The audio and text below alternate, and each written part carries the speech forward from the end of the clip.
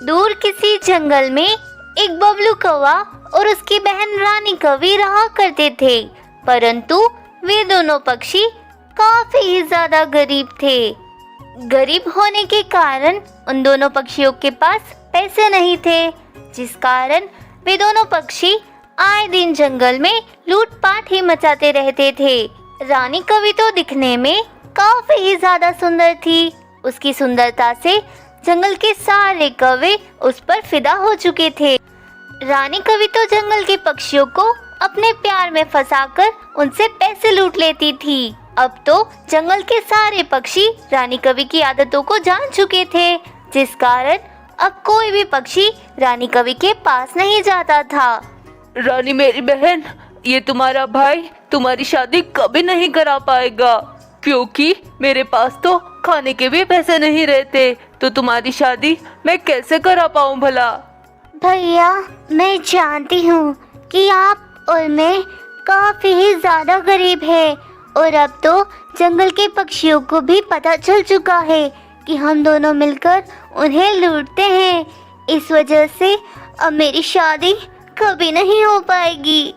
रानी मेरी बहन, ऐसा नहीं कहते, तुम्हारी शादी जरूर होगी, और इसके लिए मैंने एक बहुत बढ़िया उपाय सोचा है। भैया, हम तो इतने ज्यादा गरीब हैं, तो फिर मेरी शादी कैसे हो सकती है? ये बात मुझे कुछ समझ नहीं आ रही। देखो रानी, इस जंगल के पास में ही एक पक्षीपुर नामक जंगल है। उस जंगल में मैंने सुना है काफी अमीर पक्षी रहते हैं, और उन अमीर पक्षियों में से एक अमीर कौवा तो तुम्हें जरूर मिल जाएगा। बस तुम्हें उस अमीर कौवे को अपने प्यार में फंसाना होगा, और उसे प्यार में फंसाते ही तुम उससे शादी कर लेना। भैया, क्या वाकई में उस जंगल के कौवे बहुत ज्यादा अमीर है? हाँ बहना, मैंने खुद अपनी आंखों से देखा है। वह कौवा बहुत ज्यादा ही अमीर है। उस कौवे के पास बहुत सारी कारें हैं। अगर तुम उस कौवे को अपने प्यार में फंसा लोगी और उससे शादी कर लोगी ना, तो फिर तुम उस अमीर कौवे की अमीर पत्नी कहलाओगी। हाँ भैया, तुम ठीक कह रहे हो। अब मेरे पास शादी करने के अलावा कोई उपाय नहीं बचा है।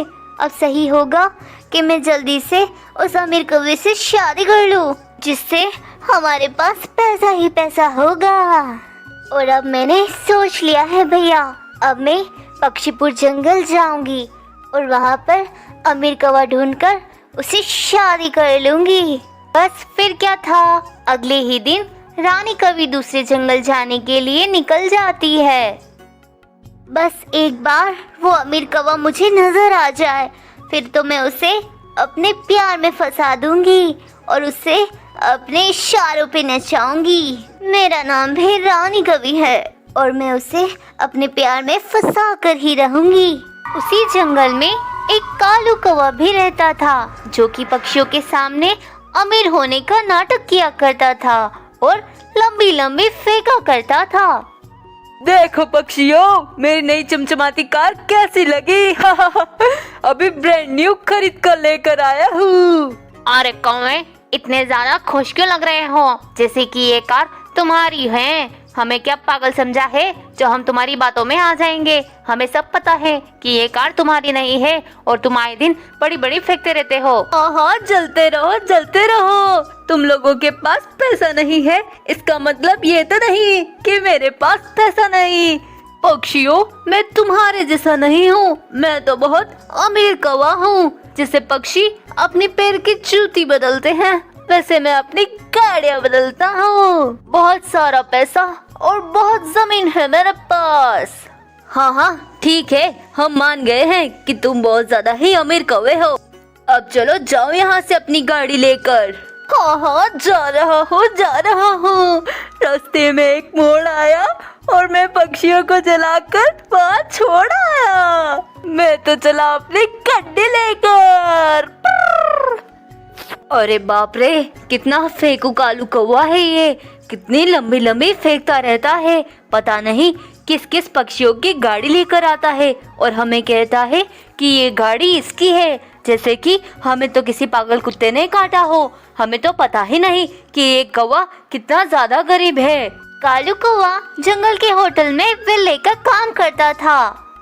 हर बार की तरह वीआईपी मेहमानों की गाड़ी लेकर कहाँ गए थे तुम? ऐसा लग रहा है तुम मेरे नौकर नहीं बल्कि मैं तुम्हारा नौकर हूँ। तुम्हें इस होटल में वीआईपी की कार को पार्किंग में खड़ी करने का काम दिया है और वो भी तुमसे नहीं हो पाता। आए दिन तुम किसी न किसी वीआईपी की कार लेकर जंगल में निकल जाते हो। मुझे तो लगता है एक दिन तुम्हारी वजह से मेरी नौकरी भी चली जाएगी, क्योंकि मैंने ही तुम्हें इस नौकरी पर रखा था। अरे पिंकू भाई, मैं तो गाड़ी चलाकर बस चेक कर रहा था कि ये गाड़ी सही बनी है कि नहीं।